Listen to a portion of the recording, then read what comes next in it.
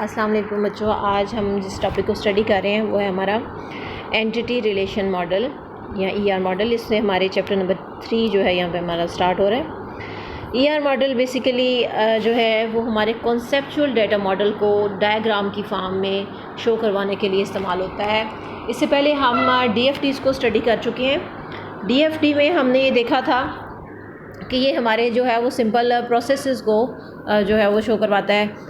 इसमें उसमें उतनी जो है वो डिटेल शामिल नहीं होती। तो ER में हमारा जितना कॉन्सेप्चुअल मॉडल है वो किस तरह से क्रिएट हो रहा है, उनका आपस में एंटिटीज़ का क्या रिलेशनशिप है, वो सारे जो हैं वो रिप्रेजेंट किए जा सकते हैं।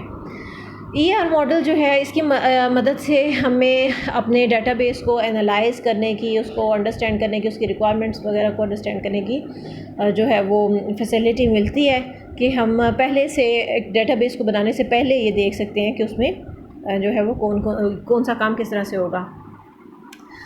ER मॉडल में बेसिकली ये रिलेशनल डेटाबेसेस के लिए यूज़ हो रहा है क्योंकि एंटिटी रिलेशनल मॉडल है और इसमें एंटिटीज़ होती हैं और रिलेशनशिप्स होते हैं। एंटिटीज़ आपको पता है कि कोई भी फ़र्द, चीज़, जगह जिसके बारे में डाटा स्टोर किया जाता है डेटाबेस में, उसको एंटिटी कहा जाता है। और उनका आपस में क्या रिलेशनशिप होगा, जितनी भी एंटिटीज़ एक डेटाबेस में पार्टिसिपेट कर रही हैं उन सब का आपस में क्या रिलेशनशिप होगा, इसको हम ER मॉडल्स में रिप्रेजेंट कर सकते हैं। कोई भी डेटाबेस बनाने से पहले जो है उसकी ER मॉडल बनाने को जो है वो कहा जाता है कि ये एक अच्छी प्रैक्टिस है क्योंकि इससे हमें सिस्टम की जो वर्किंग है वो पहले से पता चल जाती है और जो पॉसिबल फ्लॉज होते हैं वो भी हम पहले से ही देख लेते हैं।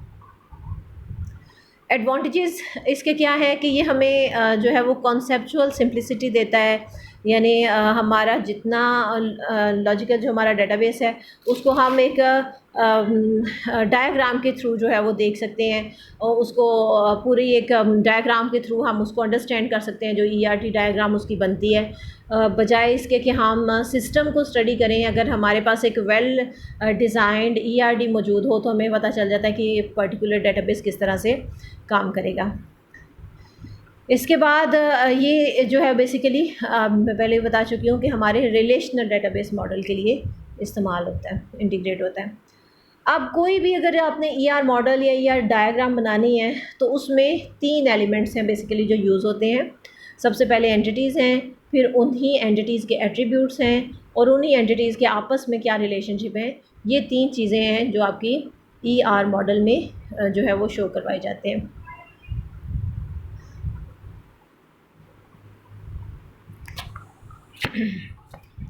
एंटिटी जो है आप जानते हैं कि कोई भी फ़र्द, चीज़, जगह या इवेंट जिसके बारे में डेटाबेस में स्टोर किया जाता है, मेंटेन किया जाता है, उसको एंटिटी कहा जाता है। नीचे इसकी एग्जांपल्स गिवन है कि अगर फ़र्द होगा तो इसमें टीचर हो सकता है, प्लेयर हो सकता है, जगह में कोई शहर हो सकता है, ऑब्जेक्ट में कोई मशीन, फर्नीचर हो सकती है, इवेंट्स में एडमिशन्स हो सकती हैं, रजिस्ट्रेशंस हो सकते हैं, कॉन्सेप्ट्स में आपके अकाउंट्स हो सकते हैं जो क्रिएट किए जाते हैं, उनको मेंटेन किया जाता है। तो ये कोई भी ऐसी चीज़ जिसके बारे में डेटाबेस में डाटा स्टोर किया जाता है, मेंटेन किया जाता है, उसको एंटिटी का नाम दिया जाता है।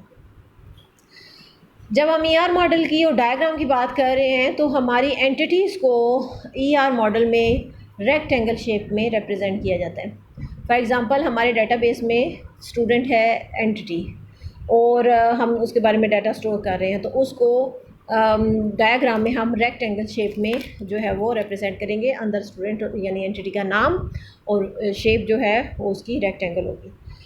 एंटिटी को 3 मुख्तलिफ मानों में जो है वो डेटाबेस में स्टडी किया जाता है। एक एंटिटी टाइप है, दूसरी एंटिटी इंस्टेंस है और तीसरी है एंटिटी सेट। इनको हम बारी बारी स्टडी करते हैं।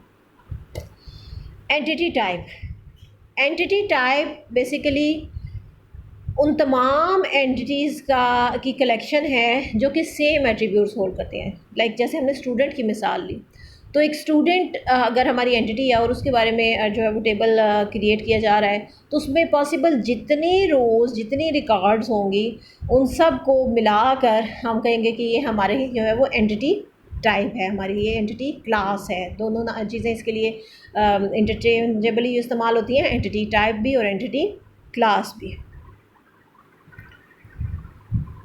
जैसे यहाँ पर आप इस एग्ज़ाम्पल में देख सकते हैं कि स्टूडेंट का टेबल है और इसमें स्टूडेंट जो है वो बेसिकली हमारी एंटिटी टाइप है, जिसमें 4 स्टूडेंट्स का डाटा स्टोर किया गया है इस एग्जांपल में, और चारों स्टूडेंट्स सेम एट्रीब्यूट्स यानी roll number, name, age, mobile number hold कर रहे हैं।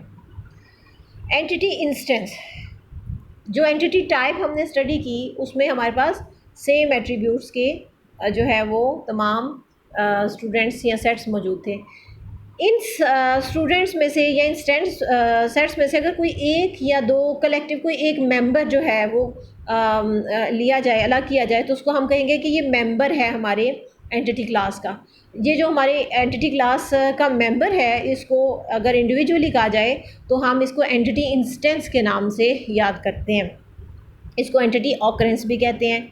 यानी एक टेबल में अगर सादा अल्फाज में कहा जाए तो ये क्या है कि एक टेबल में एक जो रो है या एक जो रिकॉर्ड है वो एंटिटी इंस्टेंस कहलाती है उस एंटिटी टाइप यानी उस टेबल की। ऐसी एग्जांपल में देख लें कि हमारे पास इस टेबल में 4 एंटिटी इंस्टेंसेस यानी 4 मेंबर्स जो हैं वो मौजूद हैं एंटिटी टाइप स्टूडेंट की। एंटिटी सेट जो है इसको दो तरीके से, दो टर्म्स में यूज़ किया जाता है। एंटिटी सेट बेसिकली क्या है कि इसमें वो तमाम एंटिटीज़ का सेट किसी पर्टिकुलर टाइम या किसी पर्टिकुलर सिनेरियो के अंदर जिनको कलेक्ट किया जाता है उनको हम कहते हैं कि ये एंटिटी सेट है। एंटिटी सेट क्या है कि जैसे हमने कहा कि हमारे पास एंटिटी टाइप में 4 जो है वो स्टूडेंट्स का डाटा मौजूद है, उसमें से अगर हम किसी 1 या 2 या 3 पॉसिबल स्टूडेंट्स का किसी वजह से डाटा अलग करते हैं तो वो हमारा सेट बन जाएगा उन एंटिटीज़ का। तो अगर तो हम उस टोटल में से कोई कलेक्टिवली इकट्ठे करते हैं, अलग करते हैं, तो उसको हम एंटिटी सेट कहेंगे। Otherwise overall generally entity set की जो टर्म है वो एंटिटी क्लास के साथ इंटरचेंजेबली भी इस्तेमाल होती है, क्योंकि तमाम स्टूडेंट्स के डाटा को मिलाकर भी एक सेट जो है वो क्रिएट होता है, एक कलेक्शन ऑफ रिकॉर्ड्स जो है वो क्रिएट होती है, उसको एंटिटी सेट कहा जाता है। तो जब तमाम एंटिटी जो इंस्टेंसेस हैं वो इन्वॉल्व होंगे इसमें, तो हम इसको कहेंगे कि ये हमारी एंटिटी सेट है, या हम कह सकते हैं कि हमारी एंटिटी टाइप है। लेकिन जब कलेक्टेड जो है वो कोई बीच में से इंस्टेंसेस लिए जाएंगे तो फिर उसके लिए सिर्फ एंटिटी सेट की टर्म यूज़ की जाएगी। इसी एग्जांपल को अगर हम दोबारा से लें तो इसमें E1 और E2 दो रिकॉर्ड्स जो हैं वो ली गई हैं, दो एंटिटी इंस्टेंसेस जो हैं वो लिए गए हैं और उनको मिला के एक सेट बनाया गया है एंटिटी सेट। इसमें ये सिर्फ 2 ही एंटिटी इंस्टेंसेस इन्वॉल्व हैं, जो बाकी रिमेनिंग 2 हैं वो इन्वॉल्व नहीं हैं।